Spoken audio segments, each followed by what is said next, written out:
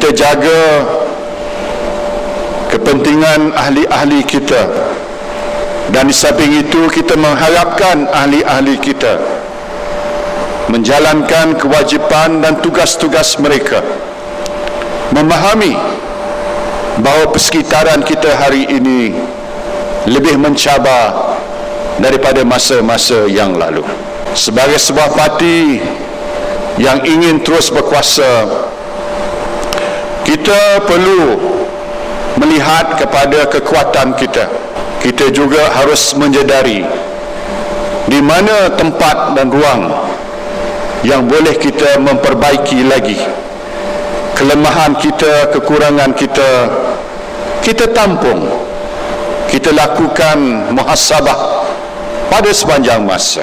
Kalau kita bersikap sedemikian, kita mempunyai sikap yang terbuka, maka lebih mudah untuk kita melihat bagaimana kita boleh melakukan penambahbaikan kepada diri kita dan kepada parti kita. Umpamanya dalam persekitaran politik hari ini, kita perlu melihat bahawa UMNO tidak boleh terus bergantung semata-mata kepada kawasan luar bandar sahaja. Kita perlu kekalkan sokongan kita di kawasan luar bandar.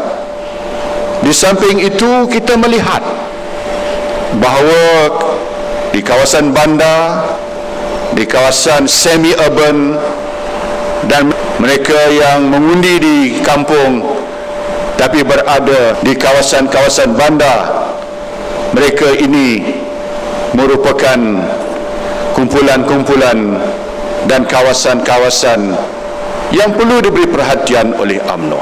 Kurangnya orang intelek dan cendekiawan yang diberi tempat dalam UMNO.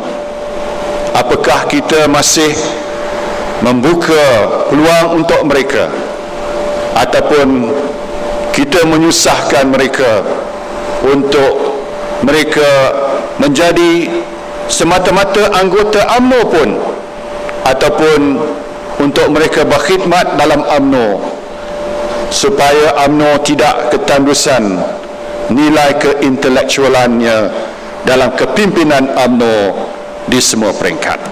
Sama ada UMNO dapat menarik golongan ulama untuk duduk sebaris dengan kita, kerana golongan ulama dan umara adalah penting untuk bekerjasama bagi menentukan masa depan Islam dan umatnya. Apakah pendekatan kita dengan golongan Gen Y umpamanya? Harus kita tanya sama ada kita merupakan parti pilihan mereka.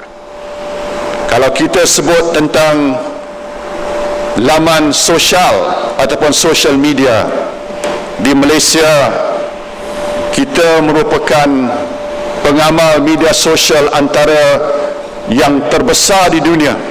146%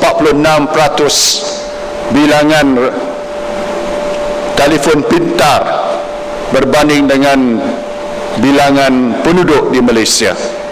Ini semua mengingatkan pada kita, kalau media sosial dan internet itu merupakan ruang yang boleh dikatakan neutral, sesiapa yang dapat mewarnai ruang tersebut, disitulah pengaruhnya, sama ada memihak pada kita ataupun sebaliknya. Dan kita mesti faham, kalau dalam media sosial kita tidak boleh bersikap hentam sembrono saja.